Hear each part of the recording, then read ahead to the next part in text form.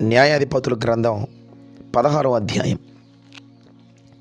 తరువాత సంసోను గాజాకు వెళ్ళి వేశ్యను ఒకతను చూచి ఆమె వద్ద చేరెను. సంసోను అక్కడికి వచ్చెనని గాజా వారికి తెలిసినప్పుడు వారు మాటు పెట్టి రేపు తెల్లవారిన తరువాత అతని చంపుదమనుకొని పట్టణపు ద్వారమునొద్ద ఆ రాత్రి అంతయు పొంచియుండిరి. సంసోను మధ్యరాత్రి వరకు పండుకొని మధ్యరాత్రి లేచి పట్టణపు తలుపులను వాటి 2 ద్వారబంధములను పట్టుకొని వాటి అడ్డకర్ర తోటి వాటిని ఓడబెరికి తన భుజముల మీద పెట్టుకొని హెబ్రోనుకి ఎదురుగానున్న కొండ కొనకు వాటిని తీసుకొని పోయెను.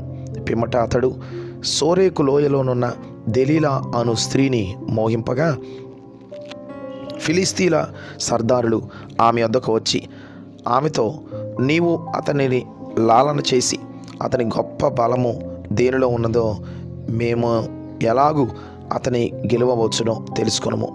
మేము అతని బంధించి అతని గర్వము అణుపుదుము.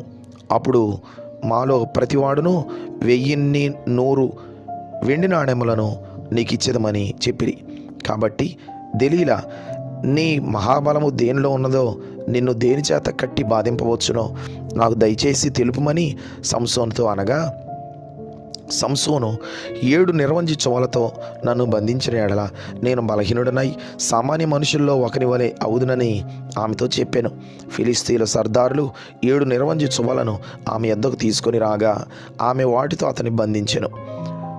మాటున నుండి వారు ఆమెతో అంతఃపురములో దిగియుండిరి గనుక ఆమె, సంసోను, ఫిలిస్తీన్లు నీ మీద పడుచున్నారని అతనితో అనగా అతడు అగ్ని తగిలిన నూలు రీతిగా ఆ తడపలను తెంపెను గనుక అతని బలము తెలియబడలేదు.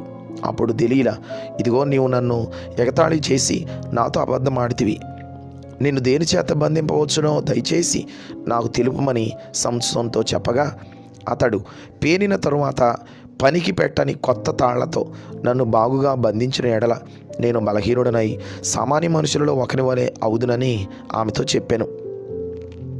అంతటా దెలీలా పేనబడిన కొత్త తాళ్లను తీసుకొని వాటితో అతన్ని బంధించి, సంసోను, ఫిలిస్తీన్లు నీ మీద పడుచున్నారని అతనితో అనెను.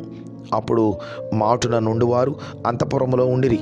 అతడు తన చేతుల మీద నుండి నూలు పోగును వలె ఆ తాళ్ళు తెంపెను. అప్పుడు దెలీలా, ఇదివరకు నీవు నన్ను ఎగతాళి చేసి నాతో అబద్ధములాడితివి. నిన్ను దేని వలన బంధింపవచ్చునో నాకు తెలుపుమని సంసోనుతో చెప్పగా అతడు, నీవు నా తల జడలు 7 అల్లిన ఎడల సరి అని ఆమెతో చెప్పాను.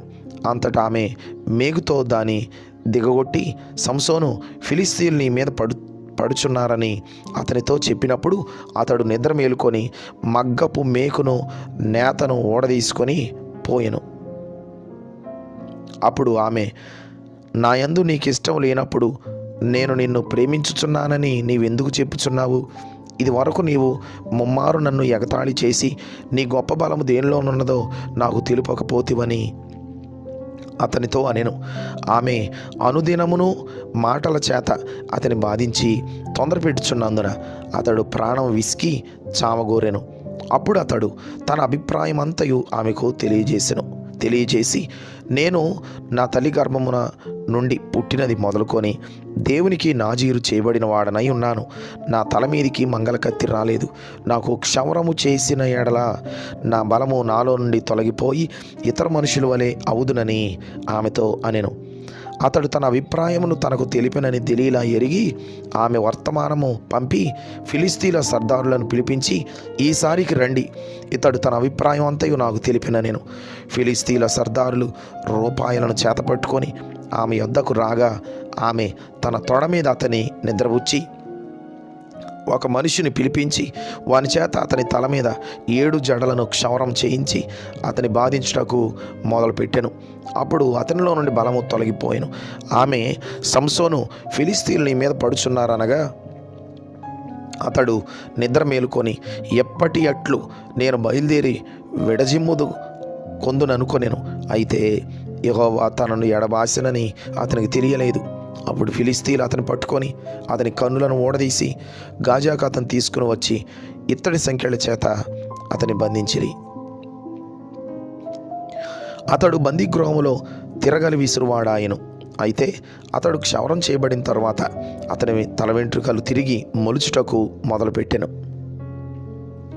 ఫిలిస్తీన్ల సర్దారులు, మన దేవత మన శత్రువు అయిన సంసోనును మన చేతిలో అప్పగించి ఉన్నదని చెప్పుకొని తమ దేవత అయిన దాగోనుకు మహాబలి అర్పించుటకును పండుగ ఆచరించుటకును కూడుకొనిరి.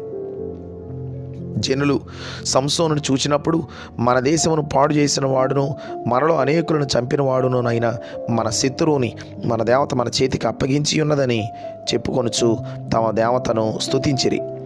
వారి హృదయములు సంతోషంతో నిండి ఉండగా వారు, మనము పరిహాసము చేయుటకు సంసోనును పిలిపించుదము రండని సంసోనును బందీగృహము నుండి పిలువనంపిరి.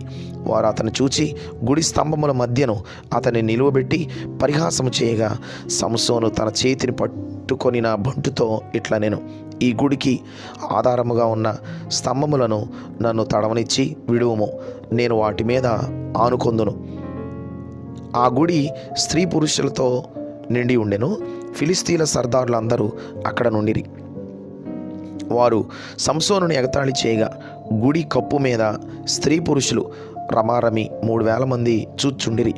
అప్పుడు సంసోను, యెహోవా ప్రభువా, దయచేసి నన్ను జ్ఞాపకం చేసుకొనుము. దేవా, దయచేసి ఈసారి మాత్రమే నన్ను బలపరచుము. నా 2 కన్నుల నిమిత్తము ఫిలిస్తీన్లను ఒక్కమారే దండించి పగ తీర్చుకొననిమ్మని యెహోవాకు మొర్రపెట్టి, ఆ గుడికి ఆధారముగానున్న 2 మధ్య స్తంభములలో ఒకదానిని కుడి చేతను ఒకదానిని ఎడమ చేతను పట్టుకొని, నేనును ఫిలిస్తీన్లను చనిపోదుముగాక అని చెప్పి బలముతో వంగినప్పుడు ఆ గుడి ఆ సర్దారుల మీదను దానిలోనున్న జనులందరి మీదను పడెను.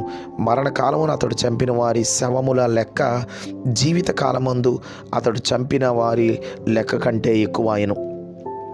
అప్పుడు అతని స్వదేశ జనులను అతని తండ్రి ఇంటి వారందరూ కూడి అతన్ని మోసుకుని వచ్చి జొర్యాకును ఎష్తాయేలుకును మధ్యనున్న అతని తండ్రి అయిన మనోహా సమాధిలో అతని పాతిపెట్టిరి. అతడు 20 సంవత్సరములు ఇశ్రాయేలీలకు అధిపతిగా ఉండెను.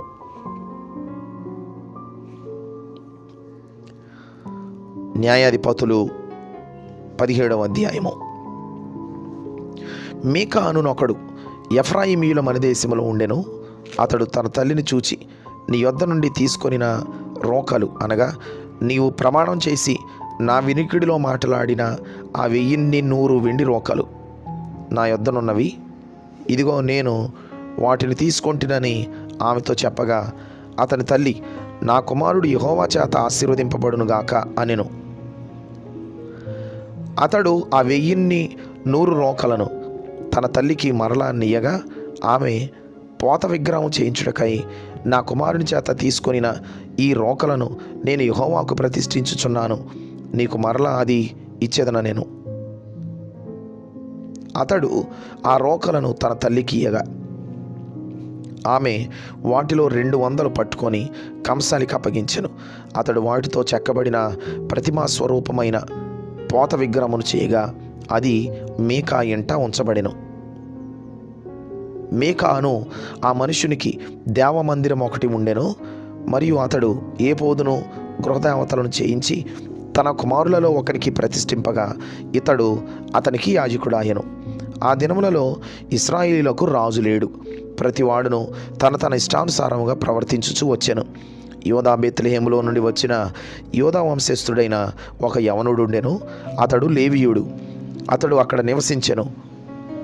ఆ మనుషుడు తనకు స్థలము దొరికిన చోట నివసింపవలెనని యోదా బేత్లెహేము నుండి బయలుదేరి ప్రయాణం చేయుచు ఎఫ్రాయిమీయుల మన్యదేశమునున్న మీకా ఇంటికి వచ్చెను.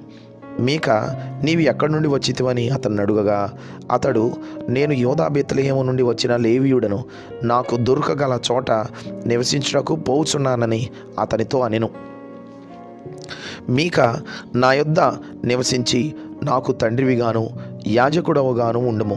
నేను సంవత్సరమునకు నీకు 10 వెండి రోకలను, 1 దుస్తు బట్టలను, ఆహారమును ఇచ్చేదనని చెప్పగా, ఆ లేవీయుడు ఒప్పుకొని ఆ మనుషుని యొద్ద నివసించుటకు సమ్మతించెను. ఆ యవనుడు అతని కుమారులలో ఒకని వలె ఉండెను. మీకా ఆ లేవీయుని ప్రతిష్ఠింపగా అతడు మీకాకు యాజకుడై అతని ఇంట ఉండెను. అంతటా మీకా, లేవీయుడు నాకు యాజకుడైనందున యెహోవా నాకు మేలు చేయునని ఇప్పుడు నాకు తెలియను అనెను.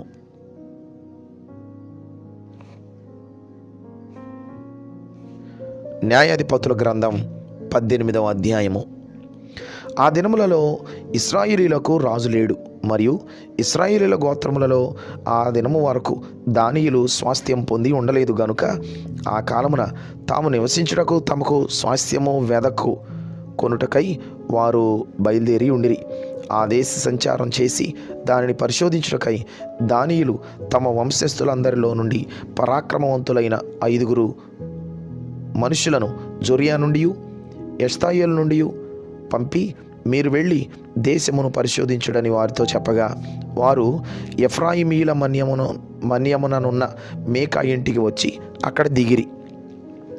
వారు మేకా ఇంటి వద్ద ఉన్నప్పుడు లేవీయుడైన ఆ యవ్వనుని స్వరమును పోల్చి ఆ వైపునకు తిరిగి అతనితో, ఎవడు నిన్ను ఇక్కడికి రప్పించెను? ఈ చోటున నీవేమి చేయుచున్నావు? ఇక్కడ నీకేమి కలిగి ఉన్నదని అడుగగా, అతడు మీకా తనకు చేసిన విధము చెప్పి, మీకా నాకు జీతమిచ్చుచున్నాడు, నేను అతనికి యాజకుడినై ఉన్నానని వారితో చెప్పాను. అప్పుడు వారు, మేము చేయబోవు పని శుభమగునో కాదో మేము తెలుసుకున్నట్లు దయచేసి దేవుని యొద్ద విచారించుమని అతనితో అనగా, ఆ యాజకుడు, క్షేమముగా వెళ్ళుడి, మీరు చేయబోవు పని యెహోవా దృష్టికి అనుకూలమని వారితో చెప్పాను.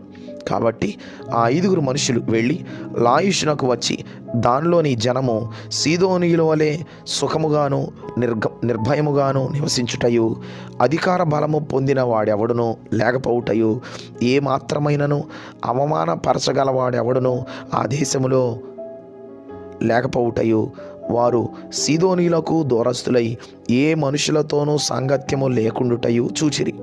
వారు జొర్యాలోను ఎస్తయోల్లోనూ ఉండు తమ స్వజనుల యొద్దకు రాగా, వారు, మీ తాత్పర్యం ఏమిటని అడిగిరి. అందుకు వారు, లెండి, వారి మీద పడుదము. ఆ దేశమును మేము చూచితిమి, అది బహు మంచిది. మీరు ఊరకనున్నారేమి? ఆలస్యము చేయక బయలుదేరి ప్రవేశించి ఆ దేశమును స్వాధీనపరుచుకొనుడి.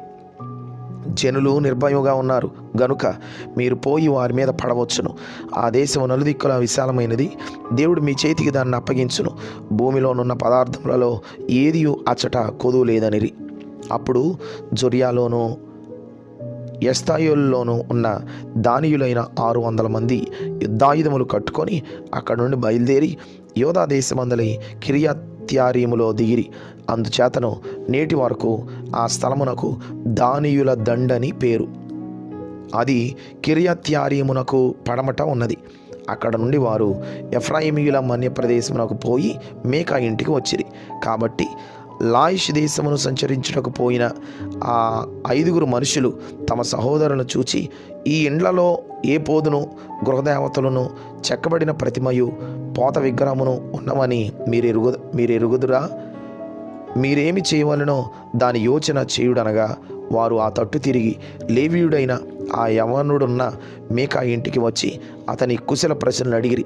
దానియులైన ఆ 600 మంది తమ యుద్ధాయుధములను కట్టుకొని గవిని వాగిట నిలుచుండగా, దేశమును సంచరించడానికి పోయిన ఆ 5 మనుషులు లోపల జొచ్చి ఆ ప్రతిమను, ఏ పోదును, గృహదేవతలను, పోత విగ్రహమును పట్టుకొనిరి. అప్పుడు ఆ యాజకుడు యుద్ధాయుధములు కట్టుకొనిన ఆ 600 మంది మనుషులతో కూడా గవిని ఎదుట వాగిట నిలిచి ఉండెను. వీరు మేకా ఇంటికి పోయి చెక్కబడిన ప్రతిమను, ఏపోదును, గృహదేవతలను, పోత విగ్రహమును పట్టుకొనినప్పుడు ఆ యాజకుడు, మీరేమి చేయుచున్నారని వారిని అడుగగా, వారు, నీవు ఊరకుండము, నీ చెయ్యి నీ నోటి మీద ఉంచుకొని మాతో కూడా వచ్చి మాకు తండ్రిగాను యాజకుడుగాను ఉండుము. ఒకని ఇంటి వారికే యాజకుడువై ఉండుట నీకు మంచిదా? ఇశ్రాయేలీలలో ఒక గోత్రమునకు కుటుంబమునకును యాజకుడుగా ఉండుట మంచిదా అని అడిగిరి. అప్పుడు ఆ యాజకుడు హృదయమున సంతోషించి ఆ ఏపోదును, గృహదేవతలను, చెక్కబడిన ప్రతిమను పట్టుకొని ఆ జనుల మధ్య చేరెను. అట్లు వారు తిరిగి చిన్నపిల్లలను, పశువులను, సామాగ్రిని తమకు ముందుగా నడిపించుకొని పోయిరి. వారు మేకా ఇంటికి దూరమైనప్పుడు మేకా పొరుగిండ్ల వారు పోగై దానిలను వెంటాడి కలుసుకొని వారిని పిలువగా, వారు తమ ముఖములను త్రిప్పుకొని, నీకేమి కావలెను, ఇట్లు గుంపు కూడనేలా అని మేకాను అడిగిరి. అందుకు అతడు, నేను చేయించిన నా దేవతలను, నేను ప్రతిష్ఠించిన యాజకుని మీరు పట్టుకొని పోవుచున్నారే, ఇక నా యొద్ద ఏమి ఉన్నది, నీకేమి కావాలని అనుచున్నారే, అదేమన్న మాట అనగా, దానియేలు, నీ స్వరము మాలోనెవనికి వినబడనీయకమో, వారు ఆగ్రహపడి నీ మీద పడుదురేమో, అప్పుడు నీవు నీ ప్రాణమును నీ ఇంటి వారి ప్రాణమును పోగొట్టుకొందువని అతనితో చెప్పి తమ త్రోవను వెళ్ళిరి. వారు తనకంటే బలవంతులని మీకా గ్రహించిన వాడై తిరిగి తన ఇంటికి వెళ్ళిపోయాను. మీకా చేసుకొనిన దానిని అతని యొద్దనున్న యాజకుని వారు పట్టుకొని సుఖముగాను నిర్భయముగాను ఉన్న లాయిషు వారి మీదికి వచ్చి కత్తివాత వారిని హతం చేసి అగ్నిచేత ఆ పట్టణమును కాల్చివేసిరి. అది సీదోనుకు దూరమైనందునను వారికి అన్యులతో సాంగత్యమేమీ లేనందునను వారిలో ఎవడును తప్పించుకొనలేదు. అది బేత్రెహోబునకు సమీపమైన లోయలోనున్నది. వారొక పట్టణమును కట్టుకొని అక్కడ నివసించిరి. ఇశ్రాయేలీలకు పుట్టిన తమ తండ్రి అయిన దానును బట్టి ఆ పట్టణమునకు దాను అను పేరు పెట్టిరి. పూర్వము ఆ పట్టణమునకు లాయిషు అని పేరు. దానియేలు చెక్కబడిన ఆ ప్రతిమను నిలుపుకొనిరి. మోషే మనుమడును గెర్షోను కుమారుడునైన యోనాతానను వాడును వాని కుమారులను ఆ దేశము చెరపట్టబడు వరకు దానియేలు గోత్రమునకు యాజకులై ఉండిరి. దేవుని మందిరము షీలోహులోనున్న దినములన్నిటను వారు మేకా చేయించిన ప్రతిమను నిలుపుకొని ఉండిరి.